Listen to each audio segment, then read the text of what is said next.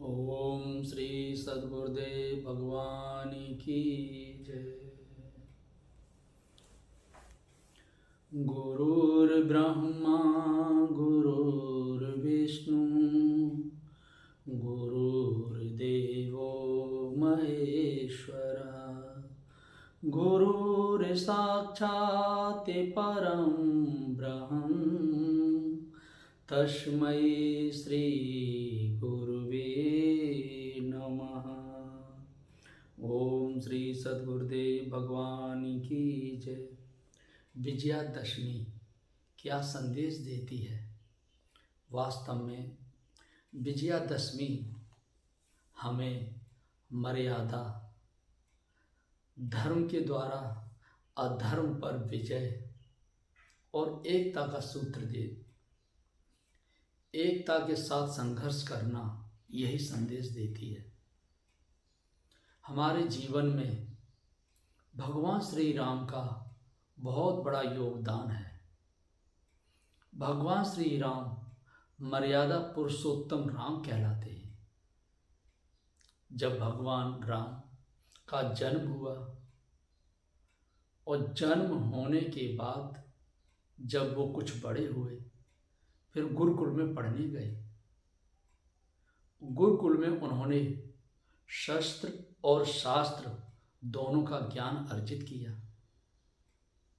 हमारे जीवन में शस्त्र और शास्त्र दोनों बहुत आवश्यक हैं। आजकल की तरह नहीं नाच गाना सिखा दिए और सबको हिजड़ा बना दिए। आजकल कॉलेजों में, स्कूलों में महीने में 15 दिन में डांस चलता है। जो डांस में सर्वोपरि है वही सबसे अच्छा लड़का, वही लड़की है। ऐसा नहीं था। ये तो बुज़दिल और कायरों की निशानी है। ये नाचना और गाना मनुष्य की पहचान अपने सत्कर्मों से होती है, सूरवीरता से होती है, धर्म के मार्ग पर चलने से होती है। ये कमर मटकाने से नहीं। तो प्रभु श्री राम गुरु महाराज जी के यहाँ शस्त्र और शास्त्र दोनों का ज्ञान अर्जित करके और पुनः अयोध्या आते हैं। उनके आचरण को उनके पिता दशरथ और कौशल्या, कैकेयी, सुमित्रा तीनों माताएं देखती हैं, बड़ी प्रसन्न होती हैं। भगवान राम जब प्रातःकाल उठें तो मर्यादा का प्रथम पाठ, प्रातःकाल उठ के रघुनाथा मातु पिता गुरु नावै माता। प्रातःकाल उठते ही प्रभु श्री राम माँ को प्रणाम, पिता को प्रणाम और गुरु को प्रणाम करें। छोटे बड़े का आदर करना ही सबसे बड़ी मर्यादा है, जो भगवान श्री राम के द्वारा हमें प्राप्त होती है। वशिष्ठ जी ने देखा कि अब इनको परीक्षा के तौर पर देखा जाए। संयोग से विश्वामित्र आ गए और विश्वामित्र असुरों से परेशान थे। असुरों के आतंक से बहुत दुखी थे।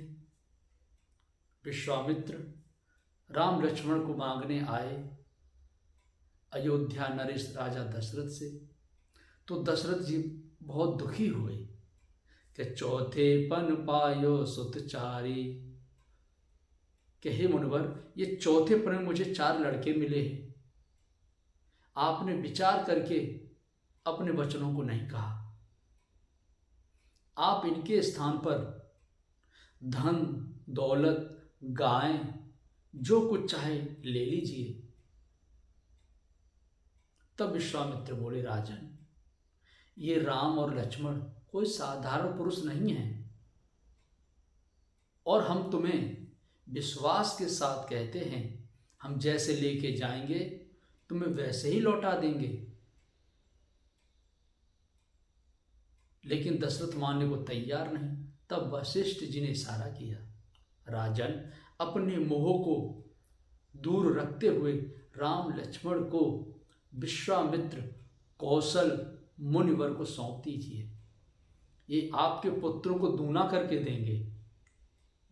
क्योंकि वशिष्ठ जी जानते थे कि कौशल मुनि अर्थात विश्वामित्र जी क्या है।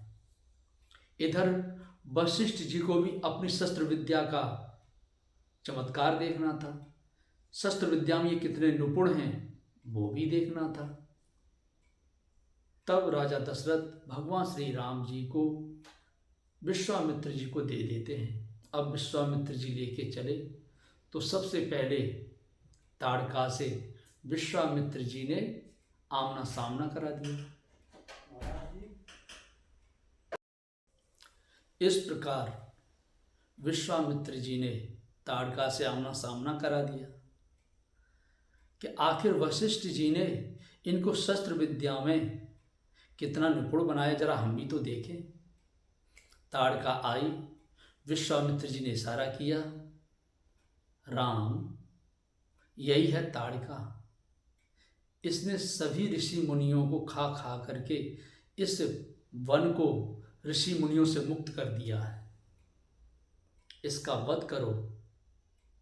बस भगवान राम ने बाण उठाया और उसे मार गिराए, और मार गिरा करके छोड़ नहीं दिए कि सुन ताड़का क्रोध कर धाई, चले जात मुनि दीन दिखाई, एक ही बाण प्राण हर लीना, दीन जाहते ही निज पद देना।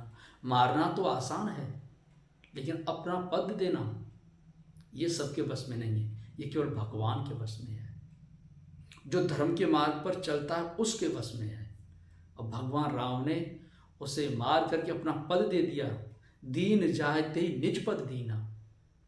जब कौशल मुनि विश्वामित्र जी देखा, तब ऋषि जी निज नाथ चीनी, विद्या निध कौम विद्या दीनी। इधर विश्वामित्र जी ने अपना पूरा कोष राम जी पर लुटा दिया, पूरा अपना जितना शस्त्र ज्ञान जो भी कुछ सीखे थे सब राम जी को दे दिए, जबकि राम जी किसी की आवश्यकता नहीं है, लेकिन विश्वामित्र जी के पास जो अर्जित रूप में था उनको दिए, और फिर आगे चल करके उनके यज्ञ की रक्षा करते हैं कि देखत यज्ञ निशाचर क्रोही, लय सहाय दावा मुनि द्रोही, बिनु फरवान राम ते ही मारा, सत जो जन गा सागर फारा। सागर के पार जाके गिरा मारीच बिना फर के बाण से, और सुबाहु पुन सुबाहु पावक सर मारा, अनुज कटुक निश्चर संघारा। और पुनः सुबाहु को अग्नि बाण से राम लक्ष्मण जी ने मिलकर के असुरों का संहार किया, और भगवान राम लक्ष्मण इस प्रकार से विश्वामित्र जी के यज्ञ की रक्षा करते हैं, और पुनः धनुष यज्ञ में गए, और धनुष यज्ञ में उनका विवाह होता है। दशरथ जी ने दिए थे पुत्र के रूप में, और विश्वामित्र जी ने दे दिए एक पति और पत्नी के रूप में, एक से डबल कर दिए। ये है ऋषि मुनि का आशीर्वाद। वही प्रभु श्री राम जो जैसा मुनि आता है उसके साथ वैसा ही व्यवहार करते हैं। अपने से श्रेष्ठ मुनि मिले तो उनको सादर प्रणाम किए, और अपने से छोटे मिले तो उन्हें आशीर्वाद दिया। जैसे वाल्मीकि से पहले भरद्वाज याज्ञवल्क्य वहाँ सादर नमन करते हैं, कहीं आशीर्वाद देते हैं। और वाल्मीकि से मिले तो मुनि कहे राम दंडवत कीना, आशीर्वाद विप्रवर दीना। आशीर्वाद दिया वाल्मीकि जी ने, कौन? विप्र ने। विप्र माने ब्राह्मण। तो क्या वाल्मीकि ब्राह्मण थे? नहीं। स्वयं वाल्मीकि जी कहते हैं कि भील जात करनी कुटिल, धर्म सुना नहीं कान, सदगुरु के कारण मिला विप्र रूप सम्मान। भील जाति, करनी कुटिल, और धर्म तो कानों तक नहीं सुना। ये सदगुरु की कृपा से मुझे विप्र का सम्मान मिला। सदगुरु के कारण विप्र रूप सम्मान, विप्र का रूप मिला और सम्मान मिला। वही वाल्मीकि ब्राह्मण हो गए तो वास्तव मनुष्य कर्म से महान होता है। कि जन्म जायते शूद्र, हर मनुष्य जन्म से शूद्र है, चाहे जिस जाति के रूप में जन्मा हो, क्षत्रिय हो चाहे ब्राह्मण हो, लेकिन है शूद्र। कि जन्म जायते शूद्र है, संस्कार द्विज उच्यते, वेदाधाई विप्र ब्रह्म जानेति ब्राह्मणा। कर्म से बचपन से हर मनुष्य शूद्र है। जब कर्म के द्वारा संस्कार से माने परमात्मा, परमात्मा के संस्कार मिलने लगे, चिंतन में आ गए, तो वो द्विज हो जाता है। और वेद कहते हैं अपरुषीय वाणी को जो सद्गुरु बताते हैं उसके द्वारा भजन की जागृति हुई, अंग फड़कन के द्वारा, स्वप्न के द्वारा भगवान बताने लगते हैं। जब ये अनुभूति हमारे अंदर आ गई तो वेदों की जागृति हो गई, तो वही प्रकृति पर विजय प्राप्त कर लेता है इस अनुभूति के द्वारा, तो विप्र हो गया। और ब्रह्म जानेति ब्राह्मण, और जिसने ब्रह्म को जान लिया, परम तत्व परमात्मा को प्राप्त कर लिया, वही ब्राह्मण है। इस प्रकार से भगवान राम फिर आगे बढ़ते हैं तो सुतीक्षण मिलते हैं, सुतीक्षण को आशीर्वाद देते हैं। अगस्त्य जी मिलते हैं, उन्हें सादर प्रणाम करते हुए उनसे भी आशीर्वाद रूप में वो शस्त्र प्राप्त कर लेते हैं जिसके द्वारा रावण का वध हुआ। वही भगवान राम और लक्ष्मण एक विशाल समुद्र को पार करते हुए, जो आतंकवादियों का सिरमौर था, आज जो आतंकवाद कह रहे हैं, यही पहले असुर कहलाते थे। और इन्हीं असुरों के द्वारा आतंक फैला हुआ था।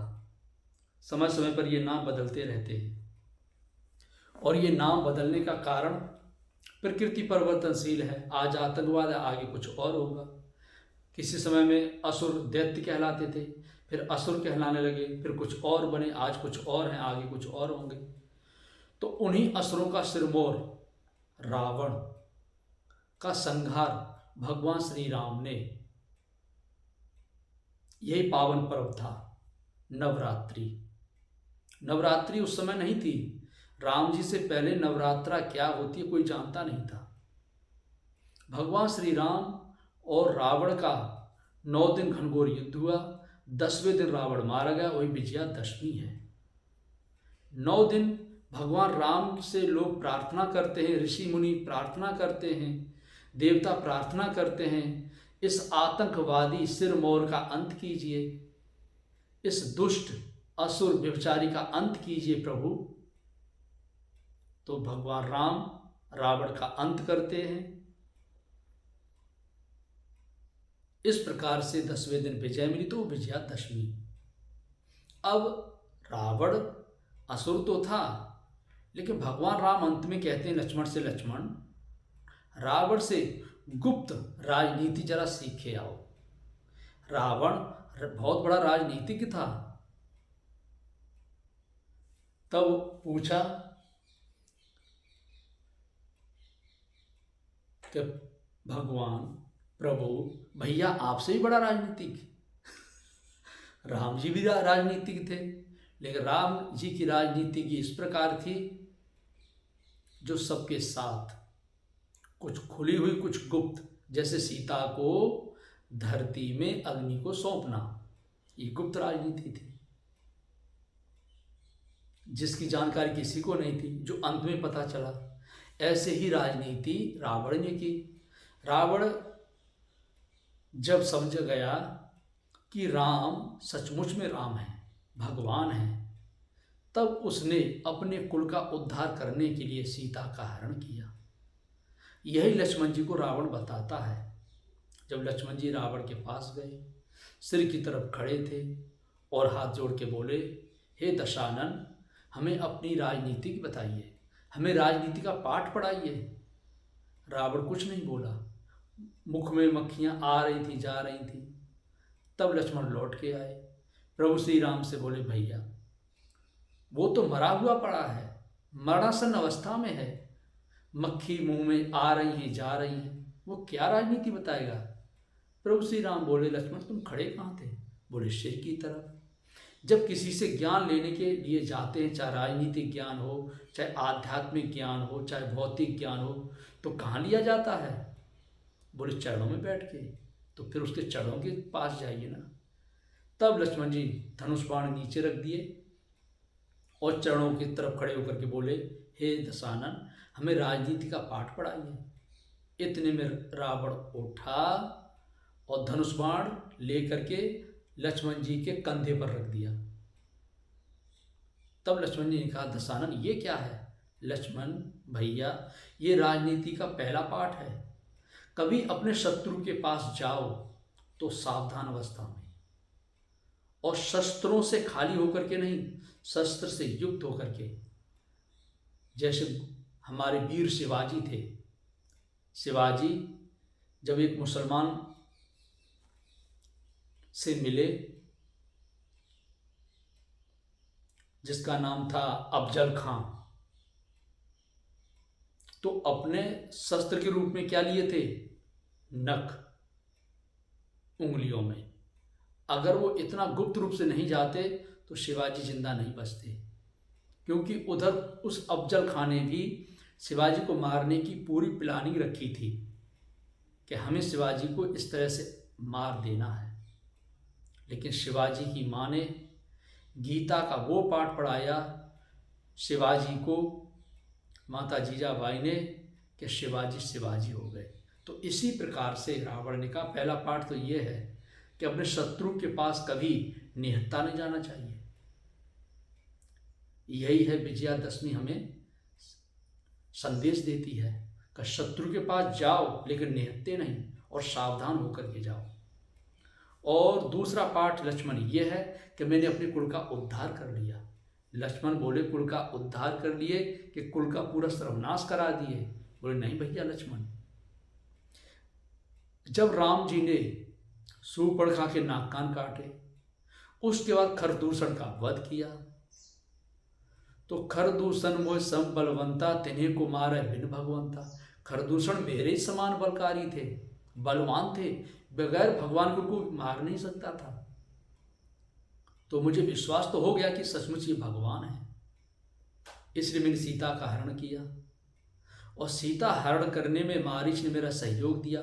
मारीच ने भी कहा कि बिनु फर बाण राम ते ही मारा, कि बिना फर का बाण राम जी ने मुझे मारा, और सत योजन का सागर पारा, में सहस्त्र योजन समुद्र के किनारे गिरा। और भई मम कीट भृंग की नाई, जहाँ ता देखे हो दोनों भाई। और जैसे भृंगी कीड़ा नहीं होता है, ढी करता है, यही गति मेरी हो गई थी। मैं जहाँ भी दृष्टि डालूं वहीं राम और लक्ष्मण दिखाई पड़े। हे दशानन, वो साक्षात पर ब्रह्म हैं, परमेश्वर हैं। उनसे मिल करके उनकी सीता का हरण मत कीजिए, और आप उनसे संधि कीजिए, उनसे मिलिए। तो रावण ने कहा, मारीच भी कह रहा है कि भगवान है। तब रावण के सीता का बगैर हरण किए मेरे कुल का उद्धार नहीं होगा। तो मैंने सीता का हरण किया। और विभीषण ने भी मुझे समझाया। विभीषण ने कहा कि तात राम नहीं नर भूपावला, भुवनेश्वर काल अंकर काला। राम साधारण मनुष्य नहीं है, वो नर नहीं है, वो तो कालों के काल महाकाल है। तो विभीषण भी कह रहा था भगवान है। तो मैंने विभीषण को एक लात मारी। अगर प्रेम से उसे निकालता तो वो नहीं आता।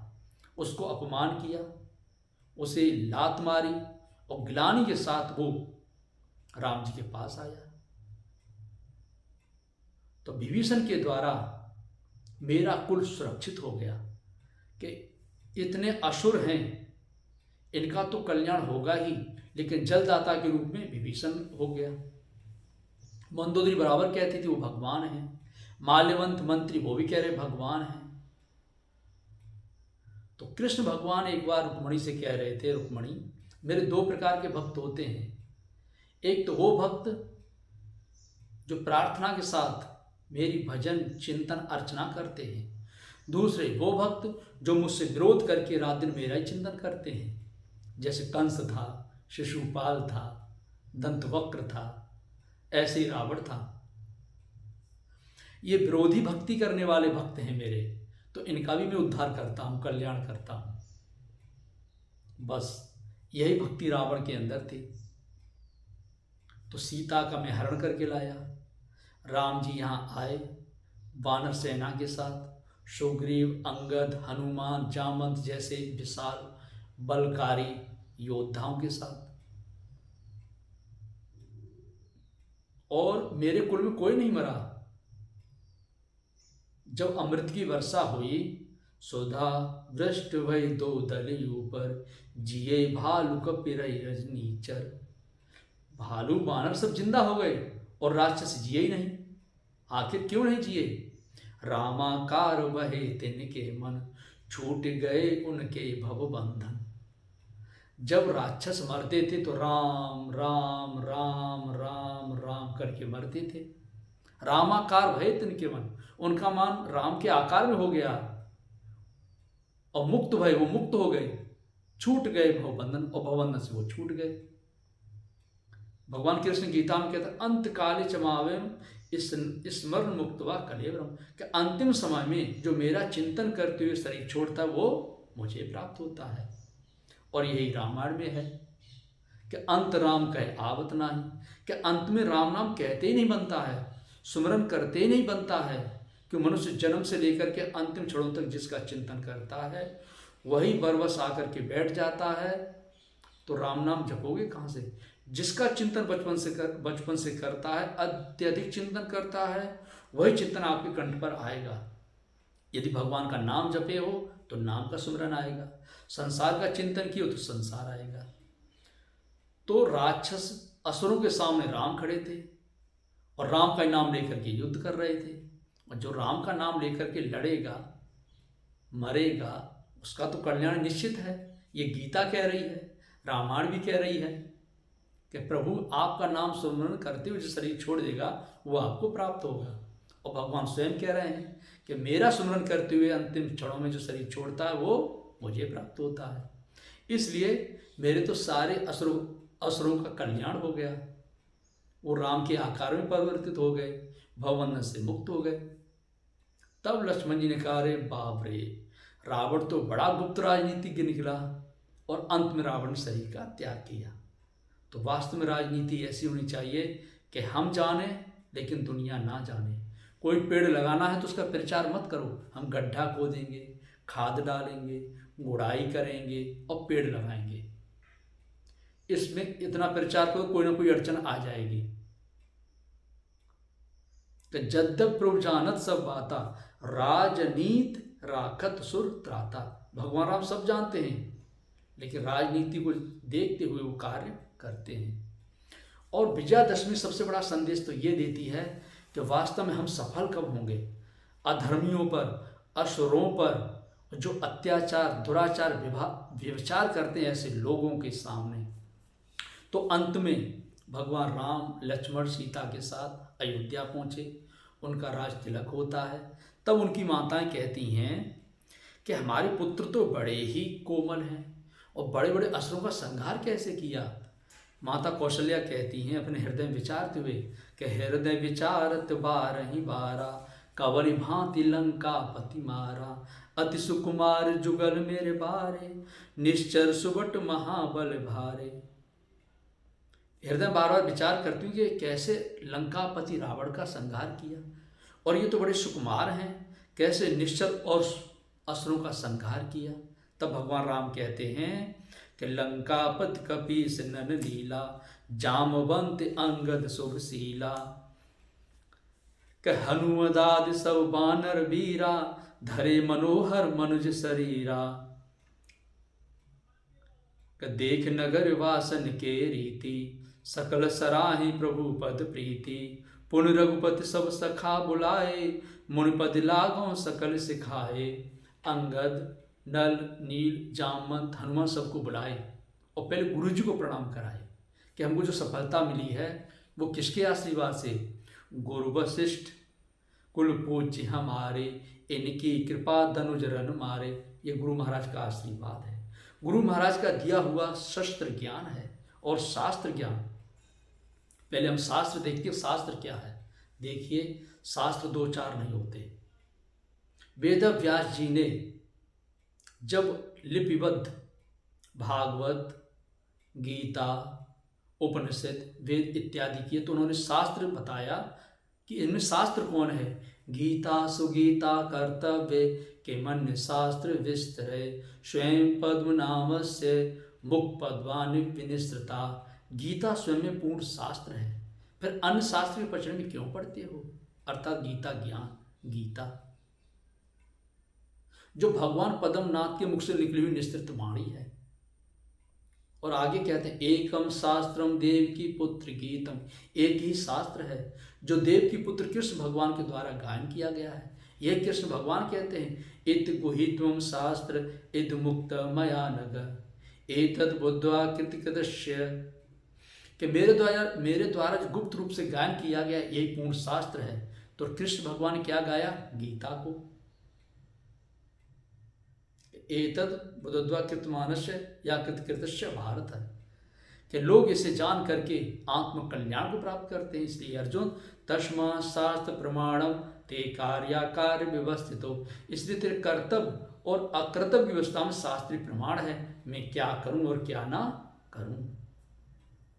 तो शास्त्र का ज्ञान होना बहुत जरूरी है। जो आज हम शास्त्र को ना समझने के कारण ही नाना प्रकार की रूढ़ियों में, भ्रांतियों में फंसते चले जा रहे हैं। इसलिए श्रीमद् भगवद गीता का भाष्य यथार्थ गीता का अध्ययन कीजिए।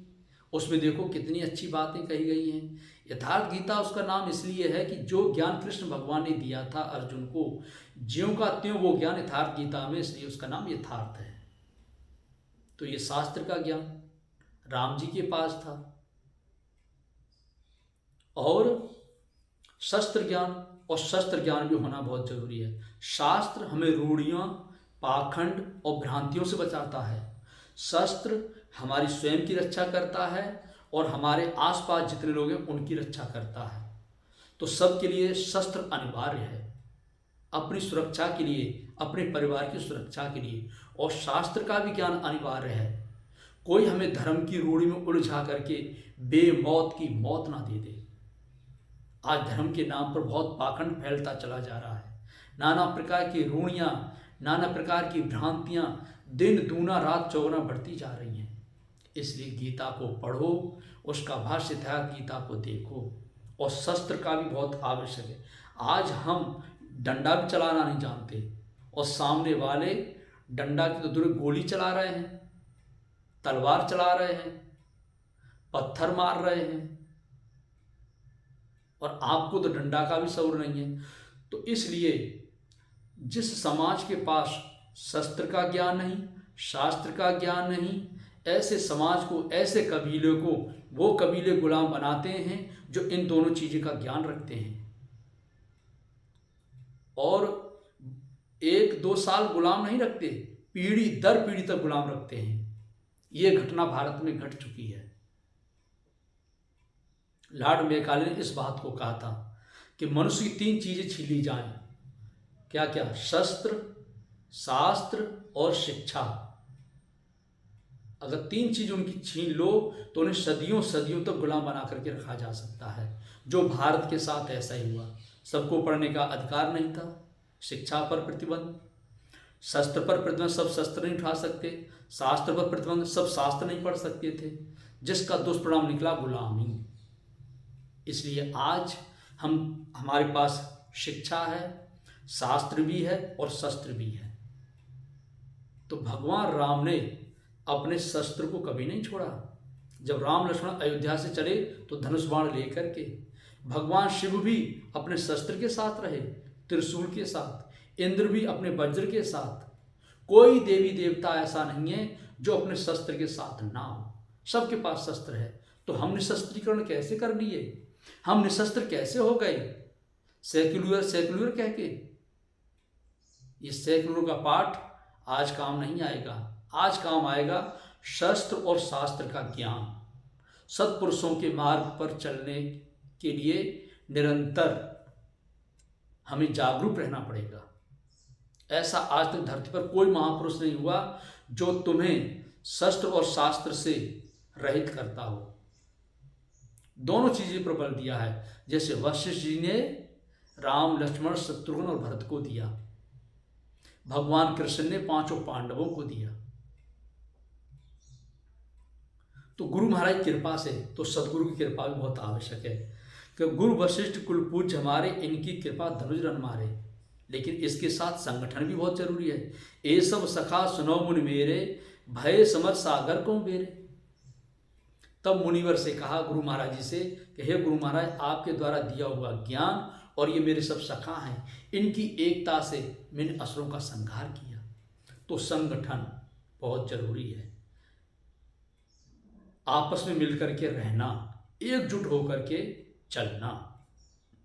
ये तुम्हारा धर्म, ये हमारा धर्म, तुम इस जाति के, हम इस जाति के, हम नहीं जाएंगे, हम नहीं मिलेंगे, तो वो जाति वाले आप पर अधिकार करेंगे जो एक हैं। इसलिए मिल करके रहना, एकजुट होकर के रहना, हम किसी पर भी विजय प्राप्त कर सकते हैं। यही विजयादशमी संदेश देती है, एकता का सूत्र। एकजुट होकर के मनुष्य धार्मिक मार्ग को अपनाते हुए अधर्मियों पर विजय प्राप्त कर सकता है। और इस दिन जो शस्त्र होते हैं उनका भली प्रकार समाज के बीच में प्रदर्शन करना, यही विजयादशमी संदेश देती है। एकता के सूत्र में बंध करके उन दुष्टों से लड़ो जो हमारे समाज के बीच में नाना प्रकार की बुराइयां फैला रहे हैं, जो हमारी बहन बेटियों के ऊपर कुदृष्टि डाल रहे हैं, दुराचार फैला रहे हैं। यही विजयादशमी संदेश देती है। विजय मिलेगी तो सत्पुरुषों के द्वारा बताए मार्ग पर चलने से, राम कृष्ण शिव जी के पद चिन्हों पर चलने से। ना तो राम जी शस्त्र से अलग हैं और शास्त्र ज्ञान से अलग हैं, ना कृष्ण भगवान शस्त्र से अलग हैं, सुदर्शन चक्र सदैव उनके पास है, और ना शिव जी शस्त्र से अलग हैं, त्रिशूल लिए सदैव हमेशा लिए रहते हैं। इसलिए विजयादशमी यही है कि हम शास्त्र और शस्त्र दोनों का ज्ञान अपनाएं। ओम श्री सद्गुरुदेव भगवान की जय। और एकजुट होकर के, एक सूत्र में बंध करके, तभी अधर्मियों का हम नाश कर सकते हैं। और सद्गुरु का सानिध्य बहुत आवश्यक होता है, जो हमें रूढ़ियों से, पाखंड से, भ्रांतियों से, धर्म के नाम पर फैलाते हैं, उनसे बचाते हैं। तो सद्गुरु का सानिध्य और गीता का अध्ययन, श्रीमद् भगवद गीता का भाष्य, यथार्थ गीता का अध्ययन कीजिए, एक नाम का सुमरन कीजिए, आत्मविश्वास मिलेगा, आत्मशक्ति बढ़ेगी, और रूढ़ी और भ्रांतियों का भी रास्ता खुल जाएगा कि इनसे कैसे हम निकलें। यही विजयादशमी का संदेश है।